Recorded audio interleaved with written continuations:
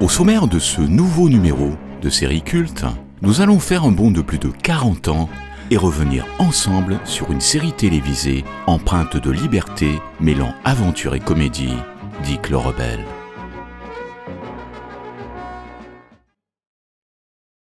Série dans laquelle, après 3 ans de service militaire passé en Méditerranée, Dick Turpin revient en Angleterre et découvre qu'une personne a usurpé son identité en commettant des actes vils et sans scrupules. Mais ce dernier fut pendu avant d'avoir été confondu. Enfin, Turpin a été pendu. Exécuté à York, capitaine, et les curieux l'ont regardé se balancer. En l'absence de Turpin, Sir John Glutton, maire du comté local, s'empara de la ferme des parents de Turpin, qui par la suite furent décimés par la famine. La liberté. Glutton a tout pris. Ma ferme et tout ce que je possédais. Tout a été légal, bien sûr, et mes parents sont morts de faim. Turpin, se retrouvant sans héritage et sans argent, poursuit sa carrière de bandit de grand chemin en écumant les voyageurs fortunés. Oh, doux Jésus, ne me faites pas de mal, je vous en supplie. Non, ne craignez rien, madame. Vos bagues... Oh, voilà, voleur. Vous n'êtes qu'un scélérat. Voilà, maintenant laissez-moi aller. Alors, pas encore, madame. Pas encore? Non. Qu'est-ce qu'il y a encore? Moi, j'ai plus rien du tout. Et votre collier, Lady Kinnerton? Mary Smith, une amie de Turpin, tenancière de la taverne Le Black Swan, se voit contraindre de payer un loyer de 20 guinées à Sir John Glutton sous menace d'expulsion. Je veux que la dénommée Smith et son bâtard quittent l'auberge dès demain matin. À vous de la faire payer. C'est légal, je crois. Et je suppose qu'elle sait lire un contrat. Afin de réunir la somme nécessaire, Nick Smith, fils de Mary, se fait passer pour Turpin en détroussant les voyageurs. Mais il est rapidement démasqué par le véritable Dick Turpin. J'ignore qui tu es, collègue, mais tu n'es pas moi. Par amitié pour Mary, Turpin lui remet la somme de 20 guinées afin qu'elle puisse échapper à l'expulsion. Sur les souhaits de cette dernière, Turpin va prendre sous son aile le jeune adolescent qu'il va baptiser Feu Follet afin qu'il échappe à la justice. Maintenant, tu feras ce que je dirai. Ah oui, monsieur Turpin. Oh, arrête de m'appeler monsieur Turpin. Sinon, on va avoir toute l'Angleterre sur le dos. Tout dehors la loi n'auront de cesse de se faire pourchasser par l'implacable capitaine Nathan Spiker, ennemi juré de Turpin et bras droit du gouverneur Sir John Glutton, qui a juré la perte de Turpin. Tout commence en 1978. Richard Carpenter, scénariste, Sidney Cole et Paul Knight, producteurs, ont dans l'idée de créer une série télévisée basée sur le personnage de Richard Turpin, un bandit de grand chemin ayant réellement existé, qui sévissait en Angleterre au XVIIIe siècle. Cependant, si les 3 hommes sont crédités en tant que créateurs de la série, il n'en demeure pas moins que c'est Richard Carpenter qui crée et rédige la plupart des scénarios des épisodes de Dick Turpin. Richard Turpin, qui était boucher de métier, n'était pas seulement un bandit de grand chemin, mais surtout un voleur de bétail et un criminel, n'hésitant pas à tuer pour quelques shillings. Personnage qui fut popularisé à travers différents écrits édulcorés au XVIIIe siècle et qui va devenir, au fil du temps, l'une des figures les plus emblématiques du folklore britannique. Cependant, la série télévisée Dick Turpin se veut familiale. C'est la raison pour laquelle Richard Carpenter ne conservera que le côté légendaire du personnage et va resituer l'histoire à partir de l'année 1740, soit une année après la pendaison du véritable Dick Turpin. Carpenter s'affranchit ainsi du côté historique du personnage. Afin d'incarner l'intrépide Dick Turpin, le choix se porte sur le comédien Richard O'Sullivan, un acteur spécialisé dans la comédie. Mais ce dernier tourne déjà dans une sitcom, Robin's Nest, pour ITV. Qu'à cela ne tienne, le réseau ITV est également producteur de la future série Dick Turpin via sa franchise London Weekend Television.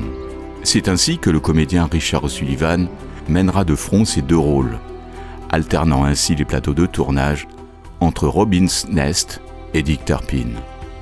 Mais ce rôle fut un véritable défi pour Richard O'Sullivan, qui fut souvent raillé par l'équipe technique, car il est connu avant tout pour être un acteur spécialisé dans la comédie.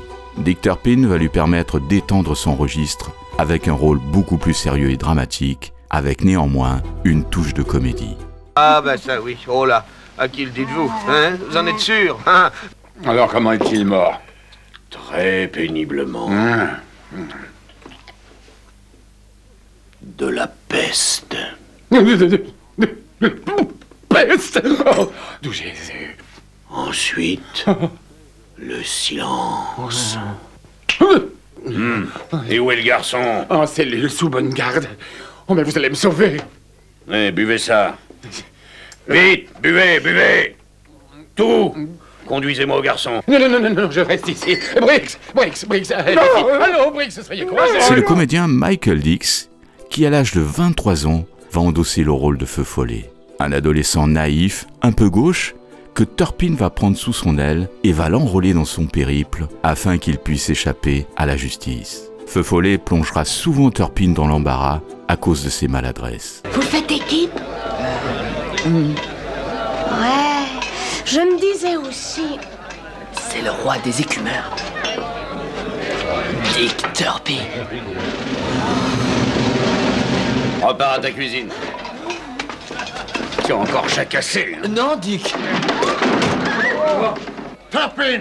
Bravo! Cependant, au fil des épisodes, il lui arrivera parfois de venir en aide à Turpin.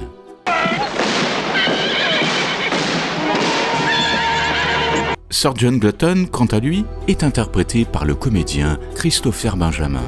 Maire du comté local, il représente la quintessence d'une certaine monarchie et du pouvoir en place. Un être vil qui ne se soucie que de son bien-être et qui n'hésite pas à s'asseoir sur son peuple. 20 guinées, ça fait de l'argent. Si elle paye, elle restera. J'aurai la ressource d'augmenter le loyer.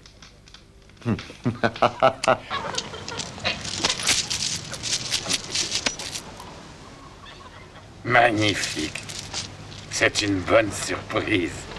Et il n'aura de cesse de traquer Dick Turpin à l'aide de son âme damnée, le capitaine Nathan Spiker, interprété par le comédien David Decker. Votre langue vous coûtera cher un de ces jours. Sur le plateau de la série télévisée, Richard O'Sullivan et Michael Dix s'entendent comme larrons en foire et n'hésitent pas à se faire mutuellement des plaisanteries concernant les deux équipes de football respectives qu'ils apprécient. La plupart des acteurs exécutent eux-mêmes leurs propres cascades, lesquelles sont coordonnées par Peter Diamond, maître d'armes de la série, qui avait notamment travaillé sur la série télévisée Ivanhoe aux côtés de Roger Moore.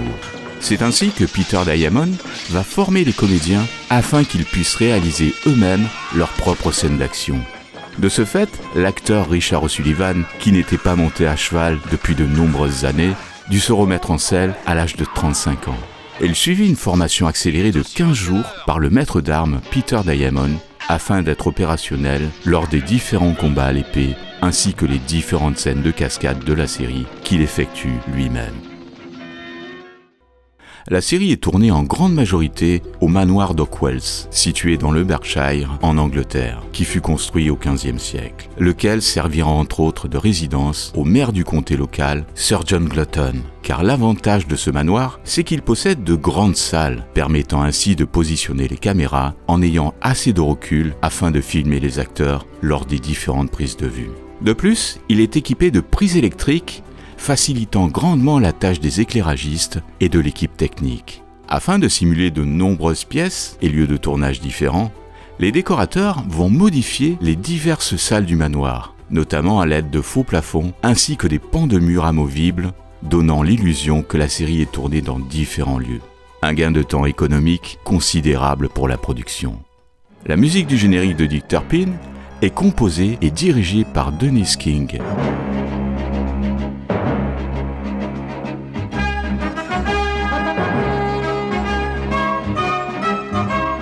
Lequel fut notamment le compositeur du générique de la série télévisée Prince Noir.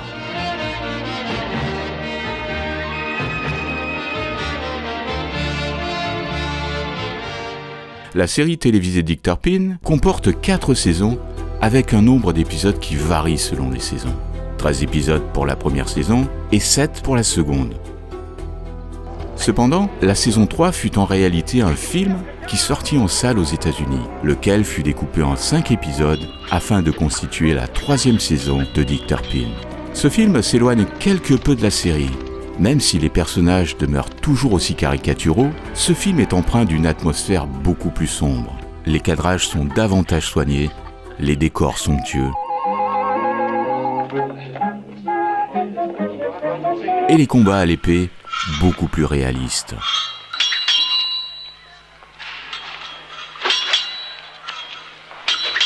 Et pour cause, ce film, toujours produit par ITV à travers sa franchise London Weekend Television, est coproduite par la chaîne américaine RKO en vue d'une sortie en salle aux États-Unis. On y retrouve des acteurs connus tels que Patrick Magny, alias John Steed, dans la série télévisée Chapeau melon et bottes de cuir. Est-ce que cela vous donnait le droit de les tromper et de voler la couronne? Mon Dieu, ce sont des gens comme vous qui nous feront perdre l'Amérique. Donald Pleasence. Vous ne serez pas puni, vous serez pardonné, vous serez rendu blanche comme neige. Blanche comme neige. Ainsi que Mary Crosby, fille du crooner Bing Crosby, qui officiera par la suite dans le rôle de la sœur de Sue Ellen dans la série télévisée Dallas. Celui qui a fouillé ma chambre. Je sais maintenant qu'il travaille pour Appleyard. La série télévisée débarque en France le 11 décembre 1981 sur Antenne 2 dans l'émission Récréa 2. Pour cette occasion, elle bénéficie d'un casting de choix puisque l'on retrouve Dominique Paturel qui prête son timbre de voix afin d'incarner Dick Turpin. Vite, me contenterai de Nigel. Toi, tu m'appelles Monsieur Turpin. Turpin? Ça te fait peur, hein? Nous visions ce carrosse quand tu l'as attaqué comme un débutant. J'aime pas qu'on utilise mon nom pour faire n'importe quoi. Dominique Paturel, qui fut notamment la voix de J.R. Ewing dans la série télévisée Dallas. Tu as cru que tu pouvais me posséder avec Alan Beam? Vous vouliez me faire chanter? T'es pas de force, ma pauvre, et tu vas le regretter. Feu Follet, quant à lui, est doublé par Thierry Bourdon. À ma droite, il y a l'homme qui a collé Jack Broughton knockout. Qui? T'es ignarde, on dirait. Jack Broughton, le champion d'Angleterre. Champion de quoi? Champion de boxe, voyons. Thierry Bourdon, qui fut notamment la voix de Terence Cranchester dans le dessin animé japonais Candy. La culture n'est pas uniquement réservée à ceux qui ont les moyens de s'offrir une soirée de gala, mais à tous ceux qui ont le goût et le sens du beau. Le capitaine Nathan Spiker est interprété par Michel Gatineau. Alors, dites-moi, comment Turpin a-t-il pillé le Bristol Coach le matin et le Dover Mail l'après-midi du même jour? Un des hommes qui a pillé ces voitures était un imposteur. Lequel fut notamment la voix française du professeur Procyon dans le dessin animé Goldorak. Monsieur Alcor arrive tout droit du centre spatial américain, plus particulièrement chargé des recherches sur les ovnis. Et l'appareil qu'il pilote a été conçu par lui-même. Sir John Glutton est doublé par Jacques Ebner. La fameuse reine d'Égypte. C'est un honneur que j'apprécie. 2 ans! 2 ans? Non mais vous êtes malade, vous? Méfie-toi, Cléopâtre, si tu insistes. Ça pourrait faire 3 ans. Bouclez-la, moi! Jacques Ebner, qui est également la voix française de Higgins dans la série télévisée Magnum. Robin Masters vient juste de téléphoner pour me féliciter, Magnum. Il a reçu votre câble, comme quoi j'avais passé les premiers tests. La sécurité est ici, disons le mot, absolue. La série s'arrêta au terme de 4 saisons, totalisant 31 épisodes, et fut tournée de 1979 à 1982. Richard O'Sullivan poursuivra sa carrière et jouera par la suite dans la série télévisée Papa et moi. Mais ceci est une autre histoire. Si vous aimez la chaîne, n'hésitez pas à la soutenir via le compte Tipeee, dont le lien est dans la description de cette vidéo. En espérant que ce nouveau numéro vous ait plu, je vous dis à très vite.